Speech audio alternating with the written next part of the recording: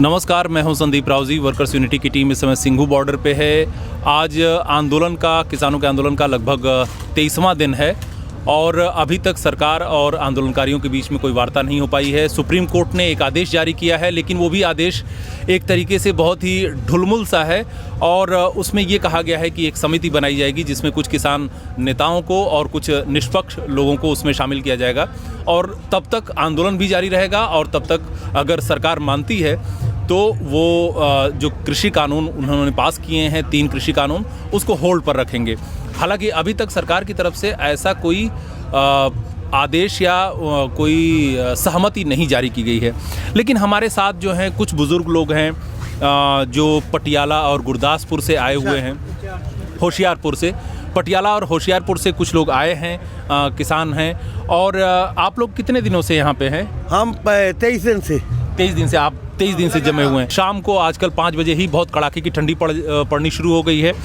Basically क्या है कि अभी तक 20 से ज़्यादा किसान ठंड की वजह से रोड एक्सीडेंट में, या एक अभी कल परसों आत्महत्या हुई है। एक किसानों के समर्थन में आए हुए थे, करनाल के संत थे, संत राम सिंह, उन्होंने खुद को गोली मार ली। तो इन सारी जो कुल मिलाकर के अगर जो कैजुअलिटी कहा जाए तो वो 20-25 के आसपास पहुंच गई है। उसके बावजूद इन लोगों का हौसला पस्त नहीं हुआ है। इनसे हम जानने की कोशिश करेंगे कि क्या क्या परेशानियां आ रही हैं। मास्टर सिंगारा सिंह, मेरी 6/3/39 डेट ऑफ बर्थ है, तो मैं 82 साल से ऊपर जा रहा हूं। तो मेरे को एक जमात जो लूटी जा रही जमात और दूसरी लूटने वाली जमात, इनके बीच में जो बहुत बड़ा पाड़ा पड़ रहा है, उसके लिए मैं यहाँ पुराने समय से उस जमात के लिए काम कर रहा हूँ। ये जो सरकार आई है, मोदी सरकार आई है, इसने पुरानी सरकारों का जो रिकॉर्ड था लूट का, उसको और तोड़ दिया और आगे और बढ़ा दिया। तो ऐसे चुपके से इन्होंने जो हमले किए उस प्लोतारी जमात पर, उनको पहले स्वीकारता कहीं कहीं मिली। अब जो बड़ा हमला किया किसान पर के उसकी ज़मीन को खोने का जो सवाल खड़ा हुआ, ये ऑर्डिनेंस जो हैं, जो हमने बुद्धिजीवी लोगों ने बड़ी बारीकी से इनका वाज़ा रूप कर इसका वो पूरा इजहार किया, इनको बताया कि ये हमारे हक में नहीं है। जो चीज़ हम खानी नहीं चाहते, जो चीज़ हमको स्वीकार नहीं, वो जो हमारे को धक्के से अंदर डाल रहे हैं। तो ये हम सब बुद्धिजीवी लोग समझ चुके हैं कि ये हमारे पर आखिरी हमला है और पंजाब का गुरु नानक देव जी का जो खेती का संदेश था उसको तोड़ रहे हैं। आप अपना नाम बताएं। और अभी कुछ देर पहले आपसे बात हो रही थी तो आप बता रहे थे कि कैसे आप लोग, जनता कैसे आप लोगों का समर्थन कर रही है, आप लोग किन परेशानियों से गुजर रहे हैं और टॉयलेट की व्यवस्था नहीं है, ये सारी चीज़ें, क्या क्या मुश्किलें आपको आ रही हैं, वो थोड़ा बताइए। अपना पहले नाम बता दें। मेरा नाम सरदार प्यारा सिंह, ਹੁਸ਼ਿਆਰਪੁਰ ਜ਼ਿਲ੍ਹਾ, ਬਲਾਕ ਭੁੰਗਾ ਦਾ। ਮੈਂ ਭਾਰਤੀ ਕਿਸਾਨ BKU ਕਾਦੀਆਂ ਦਾ ਪ੍ਰਧਾਨ ਆ। ਜਦੋਂ ਦੇ ਅਸੀਂ 25 ਇੱਥੇ ਆਏ ਹਾਂ, ਉਦੋਂ ਦੇ ਨਾ ਤਾਂ ਕੋਈ ਗੌਰਮੈਂਟ ਸਾਡੇ ਲੈਟਰਿੰਗ ਪ੍ਰਬੰਧ ਕੀਤਾ, ਨਾ ਕੋਈ ਪਾਣੀ ਦਾ। ਜੋ ਨਜ਼ਦੀਕ ਪਿੰਡ ਹੈ ਕੁੰਡਲੀ, और ये साढ़े सामने पंप है, इन्होंने 24 घंटे मोटर चलती है इनकी, 4 मोटर इनकी सड़ चुकी है। वो माल कितना अच्छा है कि 2 घंटे में नई मोटर डाल देता है। तो ये गांव वाले जो है ये हमारी बहुत मदद करते। जैसे लैट्रिन पेशाब जाना हो तो सुबह 4 बजे अपने घर के गेट खोल देते हैं, वहाँ हम सब जाते हैं, नहाते हैं, कपड़े धोते हैं। यहाँ से दुनिया का गवर्नमेंट का हमारे कोई सहयोग नहीं मिल रहा, ना तो हरियाणा ने दिया ना दिल्ली ने दिया। तो ये मोदी का सुता पे है, ये हमारे ऊपर राज करता है। हमने तो ऐसा राज औरंगजेब कब नहीं देखा जितना गंदा राज इसका है। तो ये हम सोचते कौन सी मिट्टी का बना हुआ है, ये मुसलमान है, हिंदू है, कौन सी जात का है, जिसको दुनिया का फिक्र ही नहीं है, सिर्फ राज करने को पता लगा मैं इस देश को लूट के खा लूँ। ऐसे तो मुगलों ने भी नहीं किया। ये बोलता मैं हिंदू हूँ, कौन सा हिंदू है, कौन है रसद का बंदा है। हमारे को इसको पता है कि ये जब तक हम जहाँ जिंदा रहेंगे इसके साथ संघर्ष लड़ेंगे, हम जीत कर वापस जाएंगे। ये तो हमारे साथ बात करने के लिए भी तैयार नहीं है। ये बोलता कि मैं नहीं करूँगा, क्यों नहीं करेगा, तेरे को कैसे पूछ के इसने कानून बनाए थे। यहाँ तो जनता को पूछता, किसानों को बोलता कि तुम्हारे को कानूनों की जरूरत है। ये अपनी मर्जी से 3 बंदों ने उठा के कानून पास कर दिए। कोई इन्होंने वोटिंग नहीं किया, कोई कुछ नहीं किया, सब अपनी मर्जी से करके 3 बंदों ने साइन कर दिए। कोई इन्होंने बोला हमारे पास बहुमत है, हमारे को किसी की जरूरत नहीं है। इन्होंने कागज़ों को पूछा, ना आपको पूछा, कालियों किसी को नहीं पूछा इन्होंने। तो हम तो यही इसको चेतावनी देते हैं, जब तक हम जिंदा है, हमारे सांसों में खून ज़्यादा है, तब तक जहाँ ही बैठेंगे। और जहाँ हम एक गांव बसा देंगे कि जहाँ सिख आए हैं, सिखों का गांव गुरु तेग बहादुर के नाम पर बसा कर जाएंगे कॉलोनी। ये सड़क बिल्कुल बंद कर दे, थोड़ी देर हम ईंटें मंगाएंगे, बाहरी मंगा अपनी बिल्डिंगें डालनी शुरू कर देंगे। तो हमारे को सर्दी इतनी है, ट्रालियों के ऊपर हम तरपाल डाल के ले गए थे। हमारी जो पंजाब की जनता है वो पीछे रजाइयाँ, कंबल, राशन, पिन्नियाँ, सब कुछ हमारे पीछे हमारे भाई पहुँचा रहे हैं। किसी चीज़ की हमारे को कमी, इसने ये सोचा था कि 2-4 दिन का राशन लेके आएंगे, खा के मुड़ जाएंगे। हम मुड़ने वाले, हम गुरु गोबिंद सिंह की औलाद हैं। ये नहीं सोचता कि हमने अगर हिंदुस्तान याद कर सकते शहीद भगत सिंह होनी, क्या हम नहीं अपनी आज़ादी ले लड़ सकते? ये मोदी को पक्का पता होना चाहिए कि सिख कौम पीछे हटने वाली नहीं। इसने 370 दफ़ा थोड़ी नहीं जम्मू बोलिया, GST लगाई, कोई हिंदुस्तानी नहीं बोला। उसके बाद इसने नोटबंदी किया, कोई नहीं बोला। अगर उसको हम पहले नप लेते तो ये जहाँ तक नहीं पहुँचता। वाहिगुरू जी का खालसा। तो ये कह रहे हैं कि अभी जो है तमाम परेशानियां इन लोगों को झेलनी पड़ रही हैं। यहाँ पे बॉर्डर के बाद ये लगभग 20 किलोमीटर का फासला है, जिसमें बुग्गियाँ दिखाई दे रही हैं। ट्रॉली पे कनात और तंबू, एक छावनी जैसा माहौल है। हम लोग कुछ दिन पहले दिखाया था ऊपर से कि लगभग जहाँ तक नज़र जाती है आगे दिल्ली की तरफ, और जहाँ तक नज़र जाती है ये पीछे हरियाणा की तरफ, वहाँ पे ट्रालियाँ ही ट्रालियाँ ऊपर से दिखाई देती हैं। और बहुत ही सघन हुआ है। कुछ लोग ये दुष्प्रचार करने की कोशिश कर रहे हैं कि किसान आंदोलन टूट रहा है, कमज़ोर हो रहा है, लेकिन मेरा जो पिछला अनुभव रहा है 5 दिन का, 5 दिन के अंदर में कम से कम 14 और 15 को यहाँ पे संख्या बढ़ी है। लगभग 10% के आसपास आबादी यहाँ पे जो थी उसमें से इजाफा हुआ है। इस दौरान कितनी ट्रालियाँ आई होंगी, आप कुछ बताएंगे? यहाँ तो अपना नाम कोई, मेरा नाम मान सिंह है, मैं पटियाला से बिलोंग करता हूँ। यहाँ जो 700 ट्राली है वो 4 दिन पहले अमृतसर से आई है। बाकी हर रोज़ ट्रालियों का जो आना है वो जारी है। कुछ गाड़ियों से आ रहे हैं, बाकी बसों से आ रहे हैं। जितनी भी हमारे वहाँ क्वांटिटी है, कुछ न कुछ सामान लेकर जो भी हमको ज़रूरत है वो यहाँ पहुँचाते रहते हैं। इसलिए यहाँ हमारा एक ऐसा व्यवहार है, जो भी हमारे साथी हैं, हमारे आसपास के हैं, वो अपने ही दिखाई देते हैं। हमें कोई परेशानी तो नहीं, पर जो ठंड है उसकी वजह से जो परेशानी है वो तो हर एक को होती है, वो हो ही रही है। इसलिए ये जो सरकार है ये इस लायक नहीं, जो हमारा प्रधानमंत्री है वो इस लायक नहीं कि वो देश को चला सके। वो राजा बनने के लायक नहीं, वो सिर्फ चाय ही बेच सकता है, वो राज नहीं कर सकता, क्योंकि राज करने का एक भी लक्षण उसमें नहीं है। वो है बकाऊ, वो एक जैसे मजबूर होता है ना, अंबानी और अंडानी के पास मजबूर हो गया, वो उनके पास बिक गया। बिक कर उन्होंने जो इसको कानून लिख कर दिए, इसने जो के त्यों पेश कर दिए।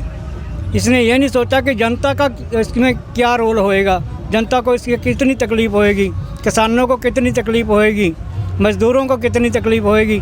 इसने कोई बात नहीं सोची। जो उन्होंने इसको लिख कर दिया, ये एक उसका बंदर है उनका, ये अंबानी और अंडानी का बंदर है। इसके कान बंद हैं, दूसरे की नहीं सुनता, उन्हीं की आवाज़ सुनता है। सिर्फ उनके इशारों पर नचने वाला एक मदारी है। ये कोई प्रधानमंत्री के लायक नहीं, मैं इसको बिल्कुल रिजेक्ट करता हूँ। तो ये एक तरीके से प्रधानमंत्री नरेंद्र मोदी के अपने जो निजी फैसले हैं उन पर सवाल खड़ा कर रहे हैं और कह रहे हैं कि अडानी अंबानी के इशारे पर ये कानून पास किए गए हैं और उस पर ये मोदी सरकार अड़ी हुई है। अभी कुछ दिन पहले क्या, अभी 2 दिन पहले की बात है जब सुप्रीम कोर्ट ने इसमें हस्तक्षेप किया है और वो उसमें एक तरीके से ये प्रावधान किया गया है कि कुछ एक अलग समिति, इंडिपेंडेंट समिति बनाई जाएगी जो इन किसान जो प्रदर्शनकारी हैं और जो सरकार के बीच में जो गतिरोध है उसको ख़त्म किया जा सके। लेकिन सुप्रीम कोर्ट जिस तरीके से दखल दे रहा है उसको लेकर के किसानों में कुछ रिजनमेंट भी है, दिख रहा है। हमारे साथ मौजूद है, आप ज़रा आगे आ जाइए। जो सुप्रीम कोर्ट कह रहा है फैसले को लेकर के, तो क्या किसान लोग मानेंगे इस फैसले को? हम इस फैसले को नहीं मानेंगे। वो बोल रहा है कमेटी बनाने को, हम कोई कमेटी नहीं बनाएंगे। हमारे तो ये जो फैसले मोदी ने दिए हैं ना, कानून बनाए हैं, उसको बिल्कुल रद्द करा के गए। हम कोर्ट के फैसले पर नहीं राजी। अच्छा, बिल्कुल नहीं कोर्ट अगर कुछ कह रहा है कि अब कुछ आप लोगों के समर्थन में भी उसने फैसले दिए हैं कि ये आंदोलन चलना चाहिए और इसमें हिंसा नहीं होनी चाहिए, तो इस फैसले को कैसे देख रहे हैं? क्या इसमें कौन लोग गए थे? इसमें हमारे प्रधान गए थे, जो हमारे प्रधान हैं आगे चल रहे हैं, हमारे जिनके साथ हम चल रहे हैं, जो हमारे लीडर हैं आगे प्रधान है ना पंजाब के, हरियाणा के, वो सभी गए थे वहाँ पर। उनको बोला गया भी तुम कमेटी बनाओ, इस कानून को लागू करो, ये कानून ठीक है, पर हम हमारे वास्ते ठीक नहीं है। हाँ, वो सरकार के साथ जो बातचीत हुई इसमें सारे प्रधान गए थे यूनियन के, लेकिन जो सुप्रीम कोर्ट में कौन गया था? सुप्रीम कोर्ट क्यों दखल? अभी नहीं, हमारी नहीं गया, हमारा कोई नहीं गया वहाँ, हमारा नहीं गया कोई। तो सुप्रीम कोर्ट मान लीजिए अगर आदेश दे बीच में कोई, तो आप लोग क्या, आप लोगों का रवैया रहेगा? नहीं, हम अपने वकीलों से सलाह करके, हमारी जनता से सलाह करके फिर बात करेंगे इस बारे में। जथेदार हैं, हाँ, जो प्रधान हैं, जो हमारे स्टेट के प्रधान हैं, या जो भी कमेटी हमारी बनी हुई है, वो वकीलों से बात करेगी।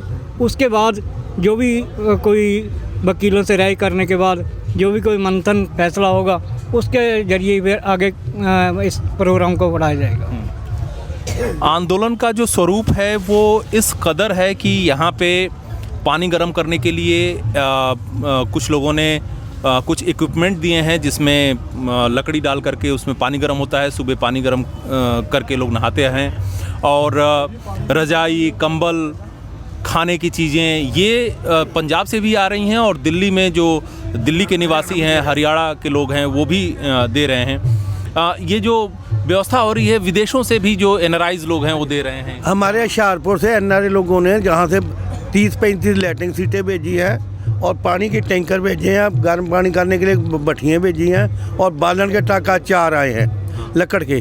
ये जिसको जरूरत है, लंगर जो है सब कुछ वो दे भेज रहे हैं। एनआरआई ने बोला जो आपको चाहिए हम देंगे।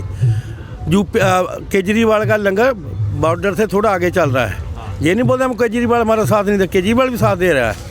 हरियाणा के जो किसान भाई हैं, गांव वाले हैं, सारे हमारी मदद कर रहे हैं, किसी चीज़ की कमी। हरियाणा के भी काफ़ी लंगर लगे हुए हैं जहाँ पर, वो बाजा मार मार कर जिमींदारों को, किसानों को लंगर छिका रहे हैं, गरीब जनता को भी छिका रहे हैं। जहाँ जितने आगे गांव वाले झुग्गी झोंपड़ी वाले हैं, इन्होंने एक टाइम रोटी दिन में खाते थे, अभी 3 टाइम खाते हो। बच्चे जो बोलते हैं, जहाँ हमारे पास आते हैं, बोलते बापू अभी हम 3 दफ़ा रोटी खाते हैं, नहीं तो एक दफ़ा खा के सो जाते थे कि हमारे को कुछ नहीं यहाँ मिलता था।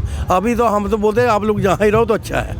तो हम बच्चे भी खोजे हैं, हमारे साथ भी रहे हैं, हमारे को कुछ चीज़ की ज़रूरत है तो ले आके भी दे देते हैं। अच्छा, गरीब झोंपड़ी जो है, बच्चे सारे जो भी इधर कोई लेबर वाला है वो तक खाना खा जाता है, अपने बच्चों का ले जाता है। तो हमारे लंगरों में किसी को मना ही नहीं कि ये गुरु नानक का लंगर है, हमारा लंगर नहीं है।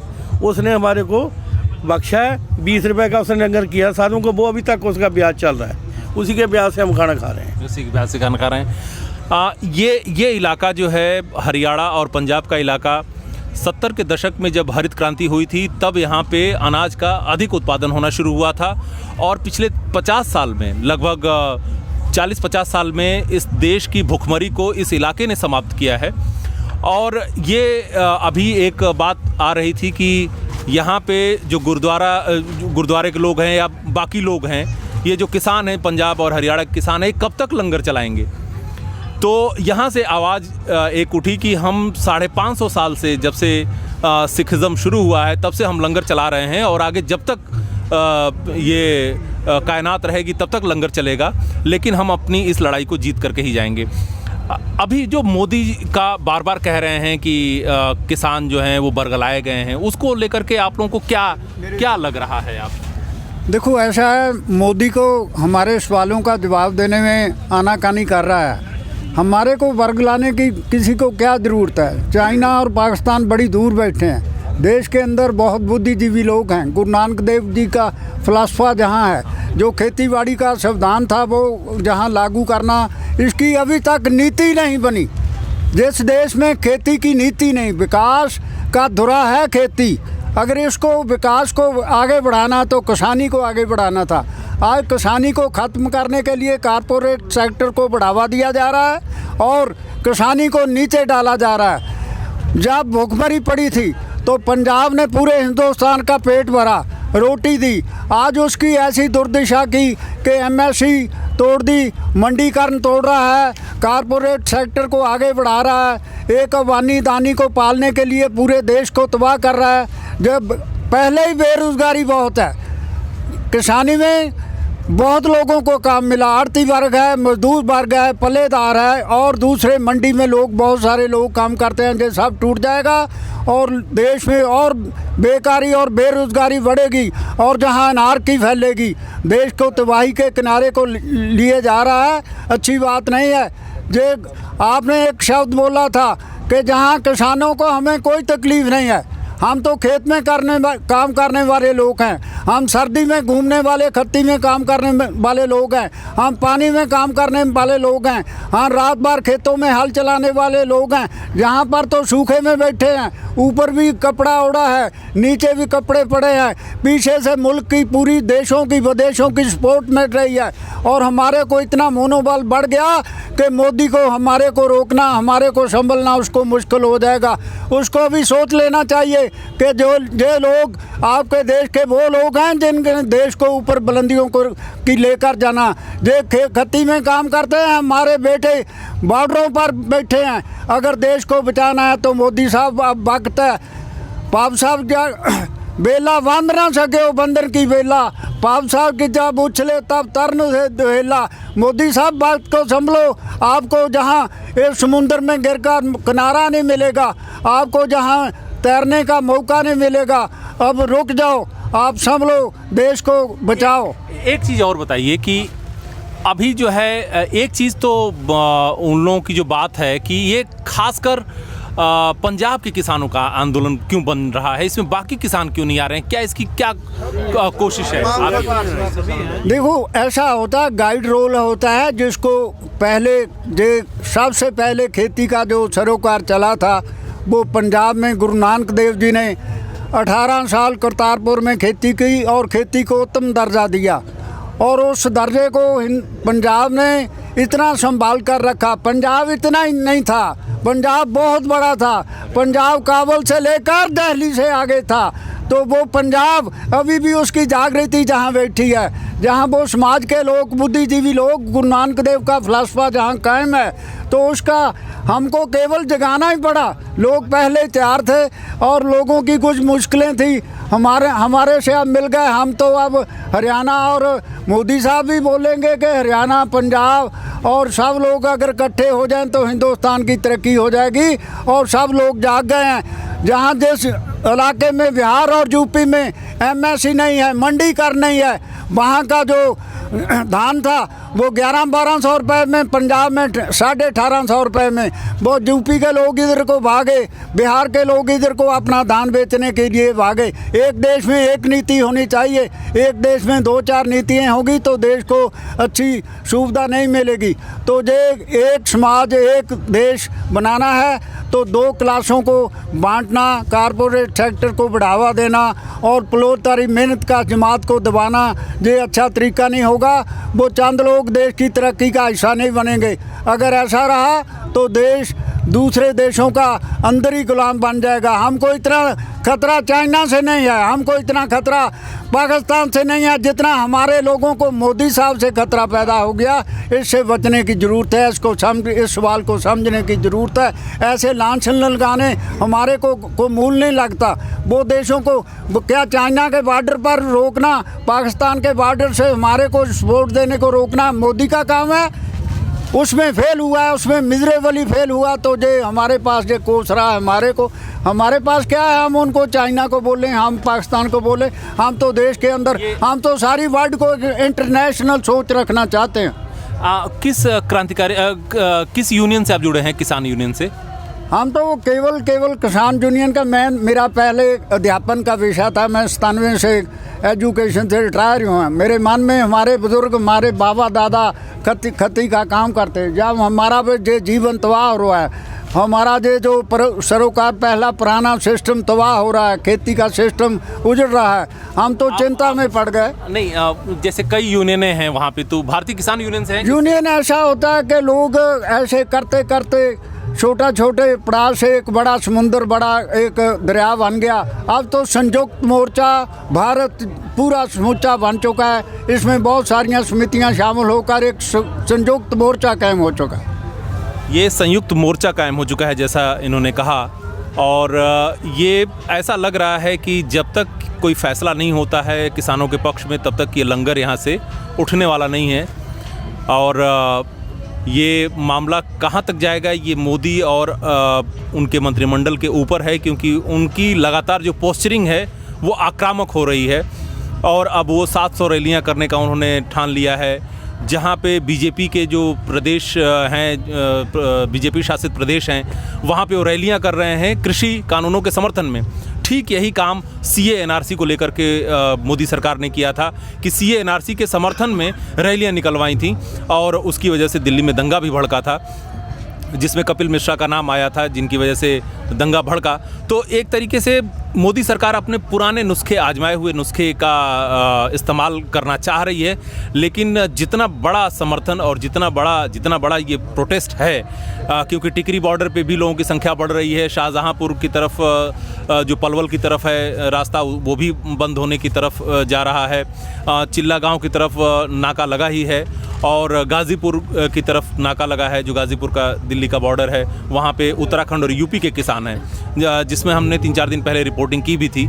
तो ये हालात हैं जिन हालात में, और सरकार कहीं से भी पीछे हटने को तैयार नहीं दिखती है, लेकिन किसान भी अब पीछे जाने को तैयार नहीं है।